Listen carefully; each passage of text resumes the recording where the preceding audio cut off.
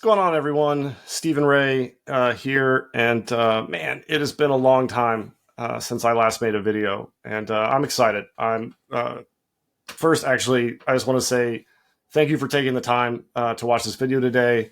I am very excited. I'm excited because today, this video marks the official announcement about this podcast, Chasing Tomorrow, as well as the company from which it is drawing its namesake, Chasing Tomorrow AI. And that's an organization that I'm starting with the mission of bringing the much needed transformative change to the multifamily industry as fast as possible. But before we discuss the beginning of that journey, I'd like to take a moment to provide a little bit of background and context on my journey, on how I got here, and also my perspective as to why this industry needs the transformative change that I'm talking about. And not only that we need it, but that it's actually just completely necessary. For nearly 2 decades, I've worked in the multifamily industry. And like most people who do the same, I fell into it somewhat unexpectedly. I didn't go to school thinking I was going to be a property manager. It was just a job when I took it.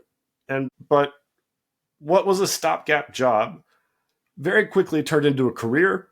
And I'd say not too long after that, it became a true passion. And there's a few reasons for that. But I would say some of the biggest are I discovered there are a few jobs that touch as many lives as managing residential housing. The number of lives that we touch in terms of, especially once you get like 1 or 2 degrees of separation, is massive. What we do has a real tangible impact on people's lives. Second is there are a few that are anywhere near as challenging. And the other side of that is when something's super challenging, there are a few that are as rewarding, at least when we get it right. And getting it right, that's the hard part. And it's hard for a lot of reasons. It's hard, first and foremost, because we provide people their homes. And the home is where life happens. It's where people fall in love. It's where people cry. It's where they plan their lives. It's where they have kids. It's where everything happens in and around the home. So when something goes wrong, it's going to feel that much more important, that much more impactful to the lives of the people who are in those homes. So it really matters. Like I've something I've said a lot is when if you manage office buildings and your AC goes out, people can go home. When you're at home and your AC goes out, no one goes to work. So it's a much more intimate thing that we're dealing with. It's not like selling consumer goods or really anything else. Like you are providing people their castle, right? Like that matters. This job is hard also because we work in the business of things breaking. No matter what we do, no matter how hard we try, things are going to break. And I'll say for me earlier in my career, that was hard to get my head wrapped around because I'd do everything I could with preventative maintenance or different things. And then something would break and be like, what do I do? But that is what we do. It does often feel like it's an uphill battle. That makes it hard. It's hard because, especially when you work on site, which is where most people start their careers, and regardless of the size of the company you work at some point, you almost always feel like you're on an island. It's inevitable. And I know there's people in this business, and I know several of them who do a very good job of mitigating that as much as possible. But that's still the case. It still gets there. That makes it hard. It makes it really hard for those people. And it's hard because despite having the best of intentions, the tech stack that has evolved over the last 10, call it 15 years, has gotten so fractured and has so many components now that in an effort to make our jobs easier, the outcome is that we have somehow made it so much more complex. It's a lot more complex today for someone working on site than it was for me when I started on site in 2007, 2008. It's so much more challenging. And I think that's best represented, and you can see that best if you look at most companies and where they spend their time training. Most of them spend, I would guess, and I know of some specifically, but I would say on the whole, most companies probably spend at least half their time of programmatic training time and hours teaching people how to navigate and properly use software instead of how to better manage a property. You know, I can think of like one example where with one company, they were going through a new month-end close process, and it was an hour-long call. And that hour-long call was all about how to pull the right reports and a very brief overview of what those reports meant and the things to spot check. But it was all how. There was no why. So when there's no why, no one's connected to what it is that they're doing. And when you're not connected to what you're doing, it's impossible to make the right decisions. Because if anything varies just a little bit from that one example you've been shown, you don't know how to adapt. And I feel like that's one of the biggest challenges and one of the biggest things that we have to address as an industry to get better and to really give people the lives and the homes that they deserve, to give owners the outcomes on the investments that they're making that they deserve. You know, it's also hard because management companies, you know, we've seen our fees get reduced by at least a third over the past 10 years with fee compression. Some of that's fueled by M&A activity. You know, there's a whole bunch of reasons as to why that's happened. I'll maybe cover that in a different video. That's not what this one's about. But one thing I do hear a lot from owners is they feel like the management companies are more focused on the goal of the management company instead of the goals of their specific properties. And my best guess is that's a byproduct as companies get bigger. They have to kind of shoot for the middle. They have to do they have to find systems and processes that work kind of generally.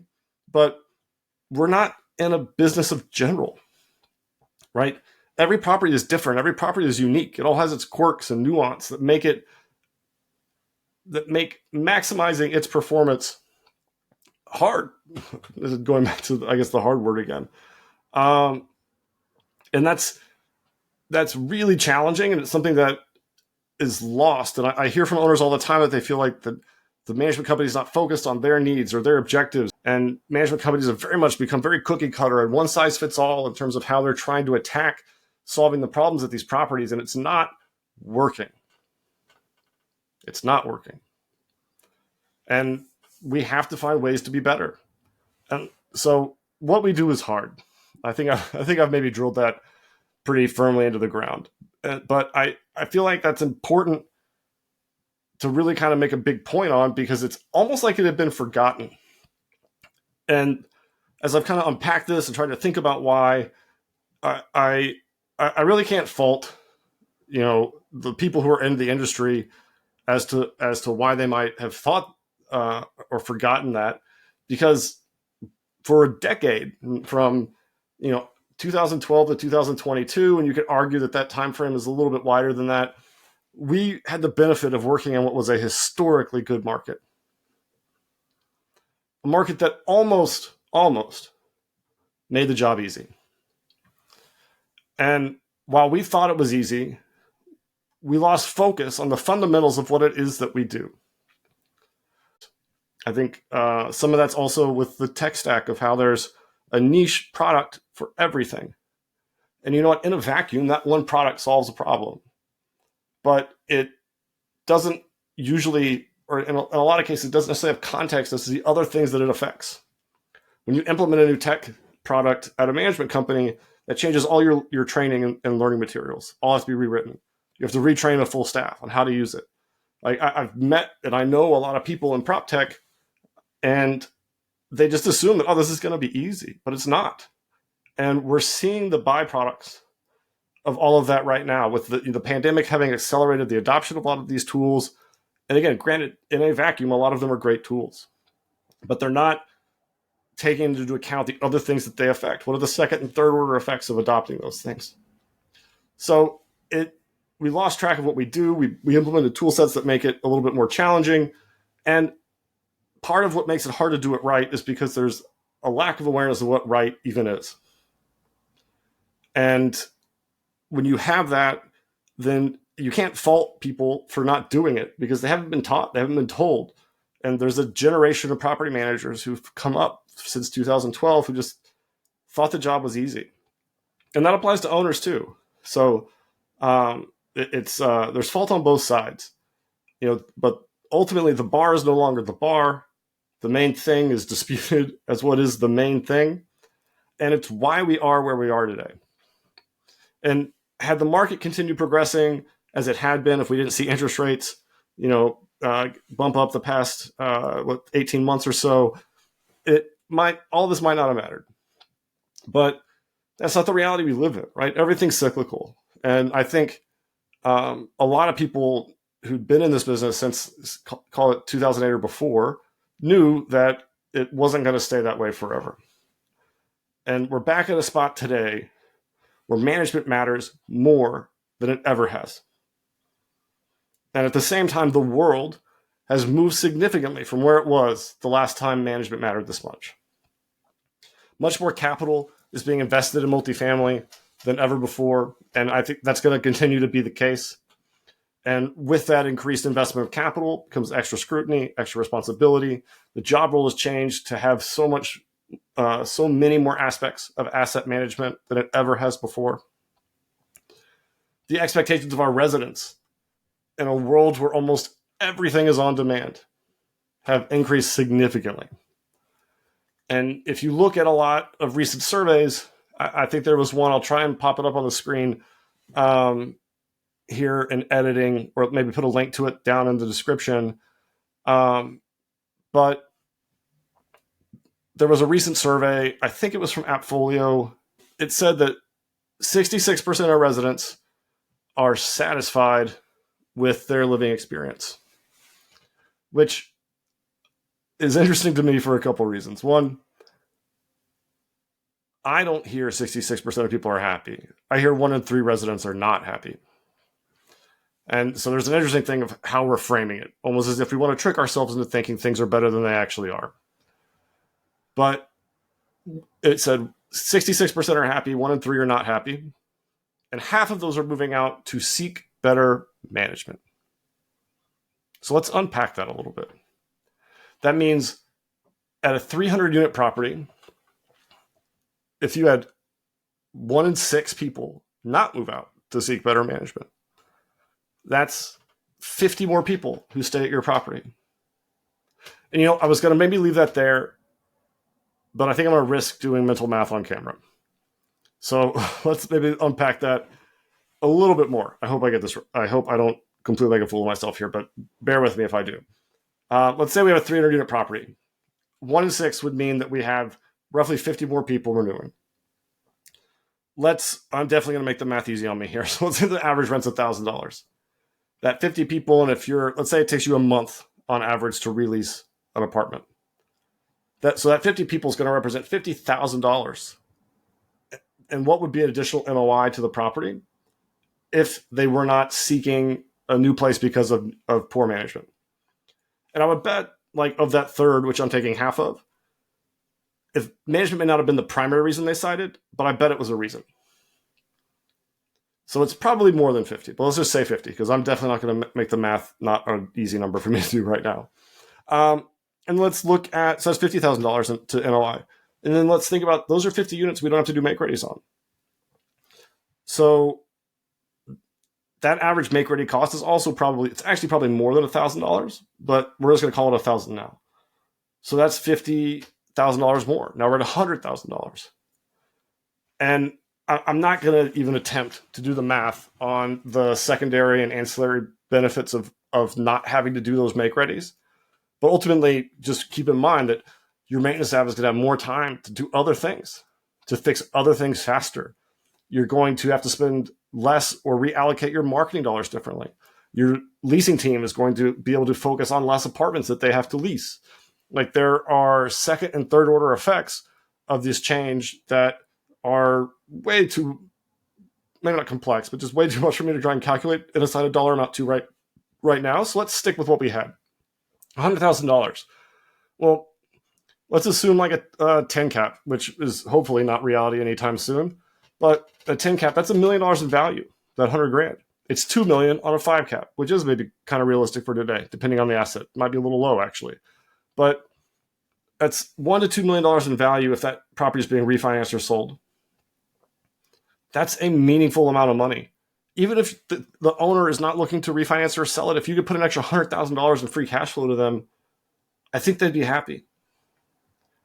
So why don't we choose to address the problems that cause this many people to be dissatisfied with our product? Because I can promise you, any other industry, if they had 1 in 3 customers tell them that they were leaving because the product was bad, they'd try to do something about it. Or 1 in 6, right? So why aren't we addressing the root causes of that? And a common argument I hear is that it's expensive, we can't afford it. And the only response I have to that is, I don't think we can afford not to. And honestly, in a lot of ways, this is a call to action to address some of those things to everyone, whether you end up working with the Chasing Tomorrow, the company that I'm founding, or going a different route. But I will say one thing I do have confidence in is someone's going to figure this out. And the people that do are going to really set themselves apart than the incumbents or anyone else who doesn't. It's a matter of survival for a lot of management companies. Is we have to start having real conversations about these issues and try to find solutions. And I'd say that change in expectations doesn't just apply to our residents. Actually, I would say more importantly, it doesn't just apply to our residents. The world has shifted in a way that we need to recognize how the expectations of those who work in this industry have changed and the opportunities to do something different that are available to them. For too long, they've been undertrained, overworked, and in some cases, underpaid. And the evidence of this being an issue is very clearly in the numbers. As an industry, we have a roughly 33% turnover rate. 33%. Think about that for a second. That means that your organization, you have to replace the equivalent of every employee every 3 years. That's crazy. And that's more than 3 times like where most industries are. People are showing us with their actions. And I'll say, I've been in this business nearly 20 years. I would say for almost all of that, I constantly hear about the hiring challenges that we face as an industry. I've been a part of initiatives to go into colleges and try to recruit people to come and make a choice to come work in this business. And it's worth it. I mean, I meant it when I said, I love this. I love what I do. I have such a passion for this. And we have to do a better job of making this somewhere that people want to stay. And it feels to me, and I will acknowledge that there are probably companies out there doing really impactful things. And if you're watching this and you feel like your company is doing something to actually make a difference on retention and to make people want to stay in this business, to make them feel like they're being given an opportunity to succeed, please share it down in the comments. I would love to hear about it. I'd love to talk to you and have discussions about and share to the wider audience about things that are being done that could possibly impact this. But to me, it feels like it's something that we've just accepted. We're just going to have to do it. And that feels crazy. We have to find a way to make meaningful change. And I'll give you my definition of meaningful. Something that addresses the actual causes of burnout. So that's not having a bigger funnel to get more people in. It's about having a way to make more people stay. And that may be how we're training teammates to make them better equipped, to make them feel supported, to make them feel like they have an opportunity to succeed. That may be how we're teaching them in terms of teaching them what we actually do as a business. We're not talking to property managers about occupancy. We're talking to them about NOI. Because NOI is what matters. That is the only metric actually that matters. If you miss NOI, nothing else matters. And I'm not going to get super into that in this video, but that is something that I'll be probably putting out a video on here fairly soon. Are we spending more of our time teaching people to manage the property, or are we teaching them to navigate software? And if you're in the latter group of that, which I would guess most companies are, you're teaching them more about how to navigate software, then you're not giving them the tools or the ability to be successful in the way that we could and should be. And the world is on the precipice of profound technological driven change. Young people have more options than ever to support themselves and live their lives. And if we don't make it so people can feel fulfilled in their work, where they at least feel like they're being given a chance to succeed, especially when managing older assets, we're not going to have anyone left to work in this business. We're not going to have anyone left to hire. So we have to make change. And, that being said, disruption over time is coming for every industry, and true disruption hasn't really come to multifamily yet, at least not in my opinion. And I do want to maybe note my intent here is not to be negative. I've said a handful of times, I think, that I'm excited. I'm excited about what the future holds. And one of the reasons I'm excited is because I know there are others out there who see these same challenges and who are actively working on finding solutions. People who know that not only should we be better or that we must be better for everyone involved, they know that we can be better today.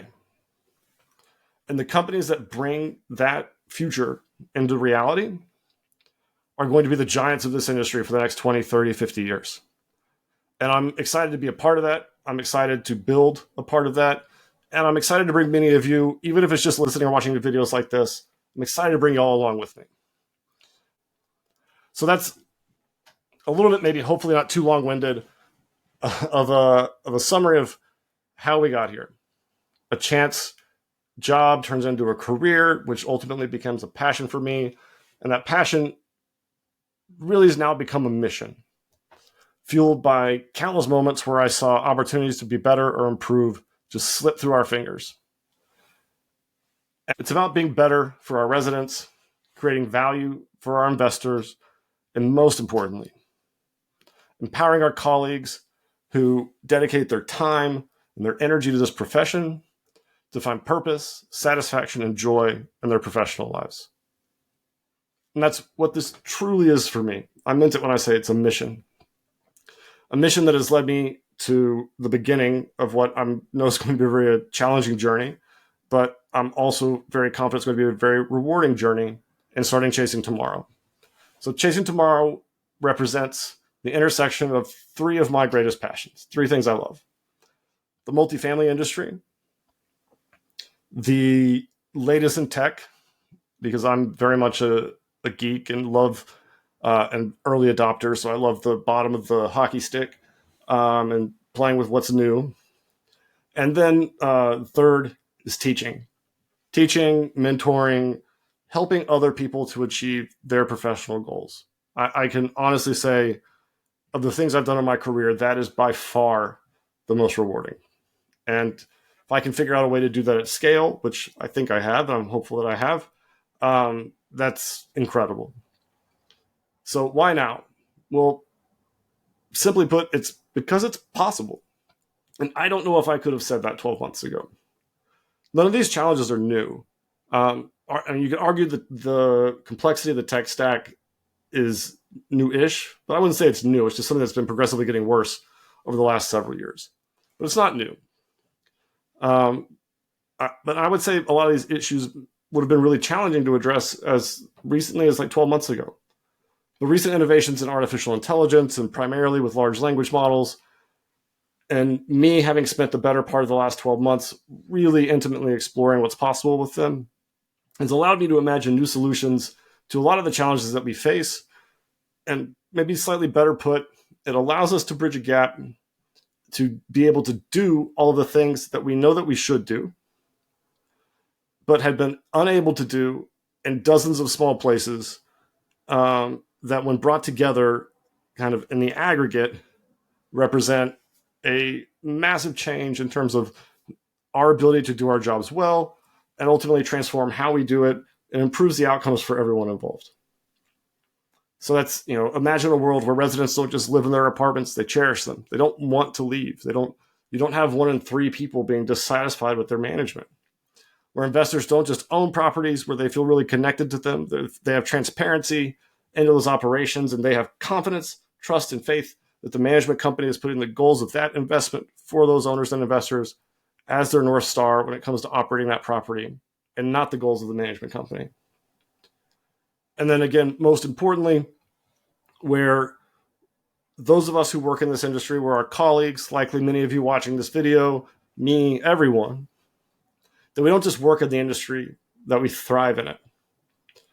That we always feel equipped and prepared to overcome any obstacle that gets put in our path. That, a year ago might have been a vision that felt kind of crazy. Today, it's a vision that I know can happen. And I'm committing, everything I have to making that a reality. So this transformation in my mind is going to be built on three main pillars. The first of which is raising awareness of the issues and really making sure it's the core issues, not just the symptoms that we face, but the core issues causing those symptoms. With videos like these, and I've got a lot of videos planned where I'm going to be going much more in depth, not only on the challenges we face, but also providing ideas for solutions. The second pillar is providing accessible education and skill building and support for the people who work in this business, not only when they need it, but before they need it. And we're going to be doing that with the launch of a professional community coming up in the next couple of weeks. I'll talk more about that in a second. And then the third is developing and launching a software tool set that simplifies rather than complicates our work. Now, all three of those things are very easy to say and are going to be incredibly challenging to do. It would be a lot to do just one of those. And I don't know, maybe it's a little bit of a masochist, I guess, but I've decided to try and tackle all three. But why? Why do it? There's a couple reasons. One, because home is more than a place. It's a foundation of a person's well-being. It's the base upon which we've built the world that we live in today. Home matters. Another reason I would say is because this industry and the people in it have, I don't want to be hyperbolic, but I would say maybe really have, I'll say it, people in this industry have genuinely changed my life. I'm fortunate to be standing on the shoulders of so many people who early in my career took enough of an interest in me to become mentors, to become friends, to give me job opportunities, to help me to learn and grow. And selfishly, I think I have a bit of an obligation to pay that forward. So that's another reason why to do it. But I think the bigger reason is because it's possible. And that makes it a responsibility. No, it makes it an obligation. What sort of people would we be to know that it could be better and do nothing about it? And that's where my journey, hopefully, intersects with some of yours. This is where I'm going to ask you for a little bit of your help. If you've made it this far, and even one thing I've said has resonated with you, I have a couple requests for you. First, if you do nothing else, I would love and appreciate it if you would follow along this journey with me.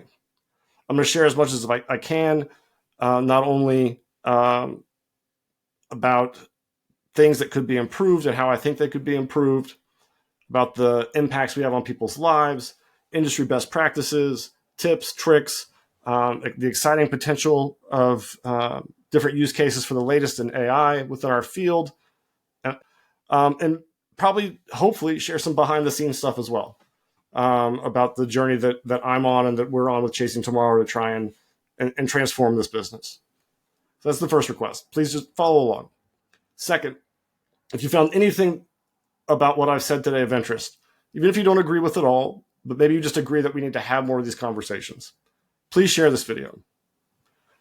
We have to start having real conversations about the challenges that we face and coming up with ways to create solutions. And I'm hoping that this video can foster some of those conversations.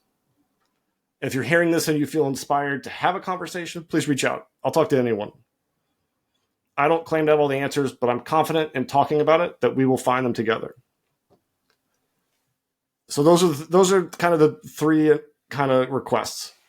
Beyond those three requests, I mentioned it a little bit earlier. We're going to be launching a professional community in mid-March where people at every stage of their career can come ask questions, share their expertise, find resources and things to help them to be better at their job right away. I think that's really important and something that we need to do. Having worked in built training departments and spent a lot of time thinking about that at management companies, and having been involved up to including president of a local professional organization, the Institute of Real Estate Management, and having taught for them, they're all doing great work, but we need something that's a little bit different, that's a little bit more in the moment to help people. And I don't think putting that on management companies is realistic in terms of expecting it to happen. So I'm launching a professional community to help be that resource for people. And I'm really excited about that. Really excited. That's the mentoring and coaching, teaching at scale. In addition, our first multifamily co-pilot will be going into alpha testing next week. And then hopefully very quickly soon after that, moving into a public beta for members of our professional community. Speaking of which, if you want to participate, I am still looking for people to be alpha testers of our tech products. I want to have at least 50.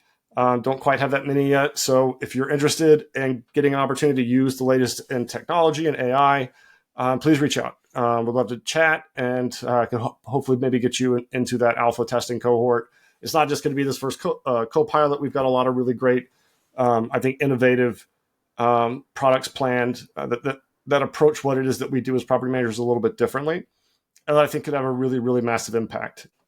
And then lastly, if you or you know someone who is a developer, designer, engineer, even just an AI enthusiast who's very tech savvy, who's resonated with some of what it is that I've shared, whether it's the mission and why it matters or any of it, please reach out. Let me know. We are in the early days of building what I think, again, is going to be a very transformational, impactful organization. And I'm looking for talented, driven, ambitious people to help us achieve our goals and objectives and really build something that's generational. So if you or anyone you know wants to get involved, please reach out. Would love to speak with you. I cannot overstate my love and passion for this industry. Just as I don't think I can overstate how incredibly broken that it is today. Despite that, I'm truly excited because I do believe for the first time, the tools and resources that we need to fix it are available for us to use today. And that's an incredible opportunity.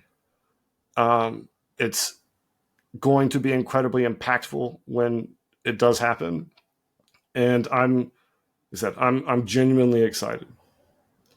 I've probably been rambling for far too long. If you've made it this far, thank you so much for watching. This is just the beginning. And I'm thrilled to have you with us. And let's make a difference together. Thank you, everybody, and y'all have a great day. Bye. In a world of challenges, uncertainty and change, we're chasing tomorrow, searching for a better way. From the highs to the lows, we'll face it all head on. Together we'll rise, shining brighter than the dawn. Oh, we're chasing tomorrow. Through the challenges, we'll find our way. Oh, we're chasing tomorrow. Ushering in a better version every day.